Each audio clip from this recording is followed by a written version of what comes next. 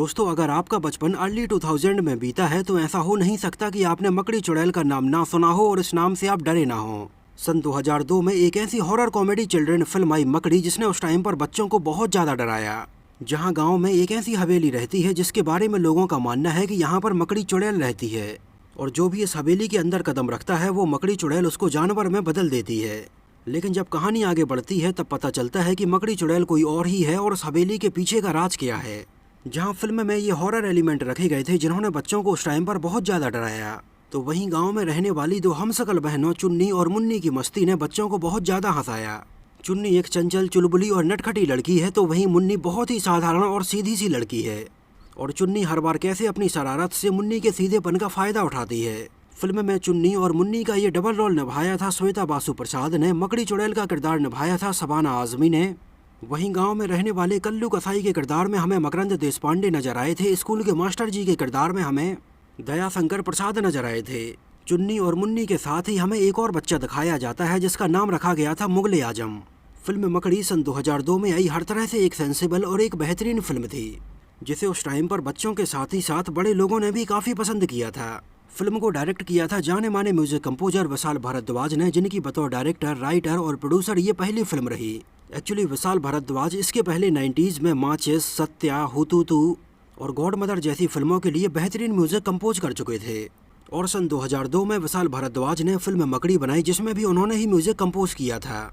और फिल्म मकड़ी के बाद तो विशाल भारद्वाज ने बहुत सारी फिल्में डायरेक्ट की। इनमें मकबूल, द ब्लू अम्ब्रेला, ओमकारा, कमीने, सात खून माफ और हैदर जैसी बहुत सारी फिल्में शामिल हैं। सन 2017 में उन्होंने सैफ अली खान, शाहिद कपूर और कंगना रनावत की फिल्म रंगून को भी डायरेक्ट किया, लेकिन उनकी फिल्म रंगून बॉक्स ऑफिस पर कुछ खास कमाल नहीं दिखा पाई।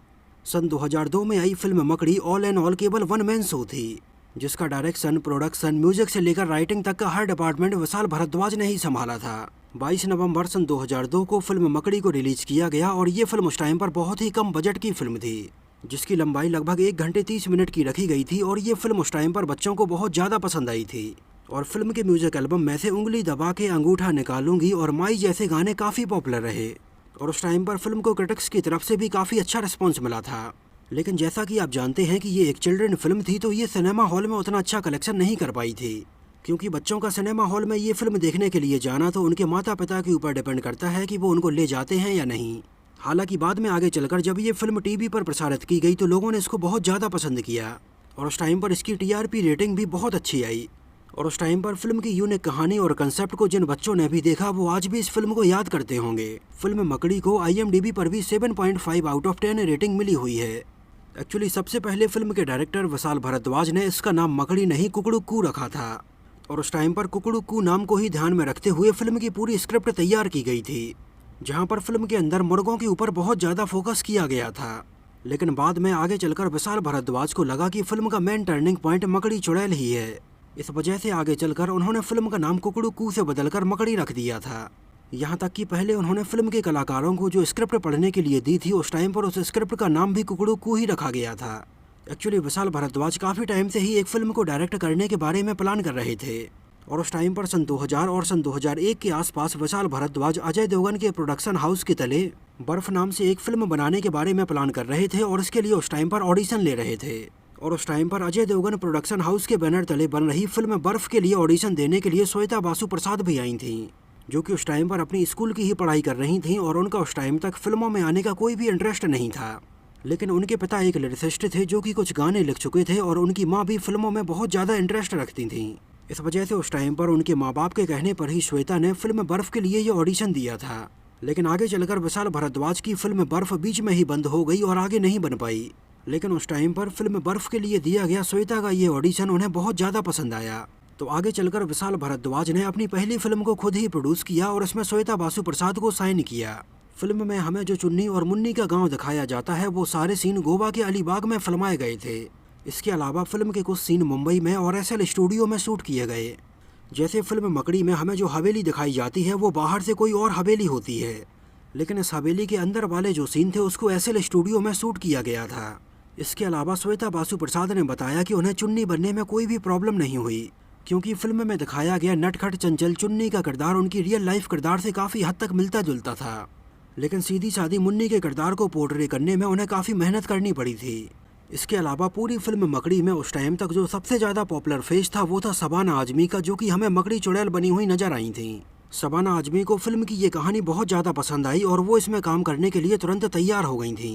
एक्चुअली फिल्म मकड़ी के पहले भी विशाल भारद्वाज ने शबाना आजमी को एक फिल्म ऑफर की थी, लेकिन उस टाइम पर शबाना आजमी के हस्बैंड जावेद अख्तर ने उन्हें फिल्म में ये किरदार ना निभाने की सलाह दी थी।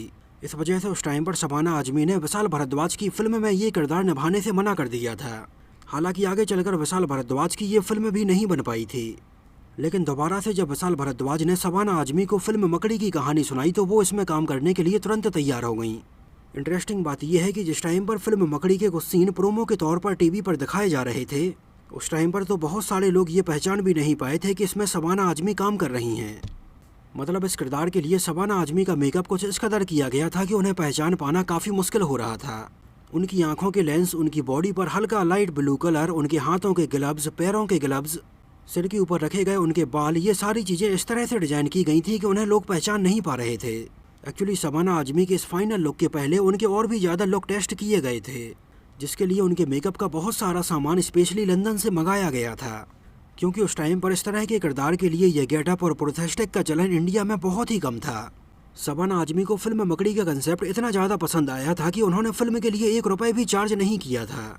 यहाँ तक कि उस टाइम पर शबाना आजमी ने विशाल भारद्वाज को बोला कि जो पैसा वो उन्हें देना चाहते हैं वो पैसा वो फिल्म की प्रोडक्शन वैल्यू में लगा दें, जिससे कि फिल्म देखने में और ज़्यादा बड़ी नजर आए।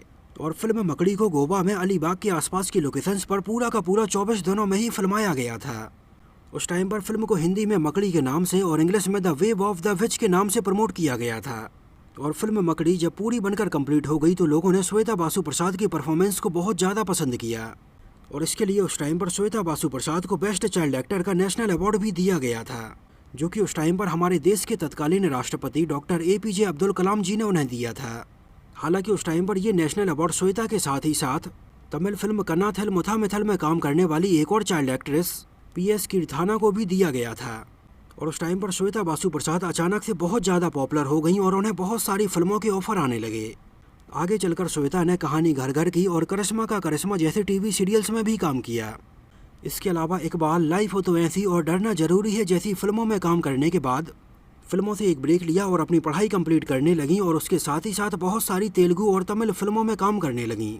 लेकिन श्वेता बासु प्रसाद का ये सिलसिला चल ही रहा था कि आगे चलकर सन 2014 में श्वेता बासु प्रसाद को पुलिस ने हैदराबाद के एक होटल से प्रोस्टिट्यूशन के आरोप में गिरफ्तार किया। सन 2014 में पुलिस वालों ने हैदराबाद के इस होटल में एक रेड मारी, जहां पर श्वेता बासु प्रसाद के साथ ही साथ कुछ और लड़कियां और बहुत सारे बड़े बड़े बिजनेसमैन मिले। हालांकि श्वेता से रिलेटेड जब ये न्यूज़ मीडिया में सामने आई तब उस टाइम पर ये लोगों को हैरान कर देने वाली बात थी कि एक ऐसी एक्ट्रेस जिसको इतनी कम उम्र में ही नेशनल अवार्ड मिल गया था, उसको ऐसे आरोप में गिरफ्तार किया गया है। हालांकि आगे चलकर श्वेता बासु प्रसाद ने अपने कुछ इंटरव्यू में और मीडिया के माध्यम से इस बात को भी बोला कि उनकी लाइफ में ये वो समय था जिस टाइम पर उन्हें पैसों की बहुत ज़्यादा ज़रूरत थी, इस वजह से उन्होंने ऐसा किया था। इसके अलावा उनका ये भी कहना था कि शायद हर किसी की लाइफ में कोई ऐसा समय आता है जब उसको कोई ना कोई ऐसा काम करना पड़ता है। हालांकि बाद में आगे चलकर श्वेता बासु प्रसाद को छोड़ दिया गया था और उन्हें कुछ टाइम के लिए रिहैब सेंटर भी भेजा गया था, जहाँ से वापस आने के बाद श्वेता बासु प्रसाद अपने इस बयान से पूरी तरह से पलट गई थीं और उन्होंने दोबारा से बयान दिया कि उन्होंने मीडिया के सामने ऐसा कुछ नहीं बोला है। हालांकि श्वेता बासु प्रसाद की इस पास्ट लाइफ को भुलाते हुए बॉलीवुड ने उन्हें फिर से काम देना शुरू कर दिया और वो आगे चलकर हमें द ताशकंद फाइल, शुक्राणु और सीरियस मैन जैसी फिल्मों में नजर आईं। श्वेता बासु प्रसाद की लाइफ में ये बहुत ही ज़्यादा कठिन समय था जिसने उनकी पूरी लाइफ को एकदम बदल कर रख दिया था। हालांकि हमारे मन में अभी भी श्वेता बासु प्रसाद की वही फिल्म मकड़ी में चुन्नी और मुन्नी वाली इमेज बनी हुई है और सन 2002 में देखी गई फिल्म मकड़ी आज भी बहुत सारे लोगों के लिए खास बनी हुई है। और जो बच्चे सन 2002 में ये फिल्म देखकर डर रहे थे वही बच्चे आज बड़े होकर भी इस फिल्म को एंजॉय करते हैं। फिल्म मकड़ी के कौन से सीन ने आपको उस टाइम पर सबसे ज़्यादा डराया था और कौन से सीन ने सबसे ज़्यादा हंसाया था, हमें कमेंट में ज़रूर बताना। और अगर ये वीडियो आपको पसंद आया हो, मेरी मेहनत आपको पसंद आई हो, तो इसको प्लीज़ लाइक करके मुझे इस बात का जवाब ज़रूर दीजिए। तो मिलते हैं किसी नए वीडियो में किसी नई मूवी से जुड़े हुए बहुत सारे अननोन फैक्ट्स और ऐसी ही रोचक बातों के साथ।